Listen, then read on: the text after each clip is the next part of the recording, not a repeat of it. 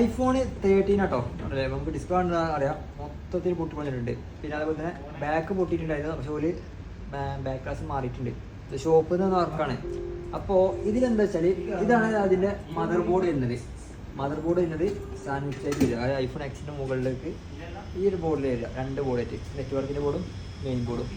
അപ്പോൾ ഇങ്ങനൊരു ബോർഡിൽ നമ്മൾ എന്താ ഇത് താഴെ വീണ് കഴിഞ്ഞാൽ പ്രിൻ്റ് ഇളക്കുക, അങ്ങനെയൊക്കെ വരാറുണ്ട്. ഇപ്പോൾ കണ്ടില്ല, നമുക്ക് അതിൻ്റെ ഏകദേശം 29 പ്രിൻ്റ് മിസ്സിങ് ആയിട്ടുണ്ടായിരുന്നു. ഞാൻ 29 പ്രിൻ്റോടെ ജമ്പെത്തി കണക്ഷനൊക്കെ ഇട്ട് കൊടുത്തു. പക്ഷേ നെറ്റ്വർക്കിൽ അതായത് വൈഫൈ വരുന്നില്ല, അതേപോലെ തന്നെ ഡയൽ പാഡിൽ IM വരുന്നില്ല, അതായത് ബേസ് ബാൻഡ്, ഇത് രണ്ടും വരുന്നില്ല. അപ്പോൾ ഞാൻ എന്ത് ചെയ്തു, അപ്പർ ബോർഡ് സാപ്പ് ചെയ്തു, അതേപോലെ തന്നെ ലോവർ ബോർഡും കംപ്ലൈൻറ്റ് ഉണ്ട്, അപ്പർ ബോർഡും കംപ്ലൈൻറ്റ് ഉണ്ട്. 2 ബോർഡാണ് കംപ്ലൈൻറ്റ് അല്ലേ. അതേപോലെ തന്നെ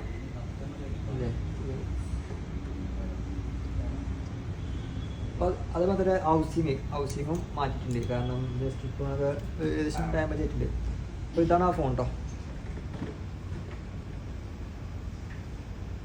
ഇതിൽ അണ്ണോൺ പാർട്ടൊന്നും കാണിക്കില്ല, കാണോ ട്രൂ ടോണ്. അതേപോലെ തന്നെ ഡിസ്പ്ലേ മാറിയിട്ടൊന്നും അറിയുകൂടിയില്ല. ഇപ്പോൾ ഈ ഫോൺ റിപ്പയർ ചെയ്തപ്പോൾ പോലും അറിയാത്ത രീതിയിലാണ് നമ്മൾ സർവീസ് ചെയ്തിട്ടുള്ളത്.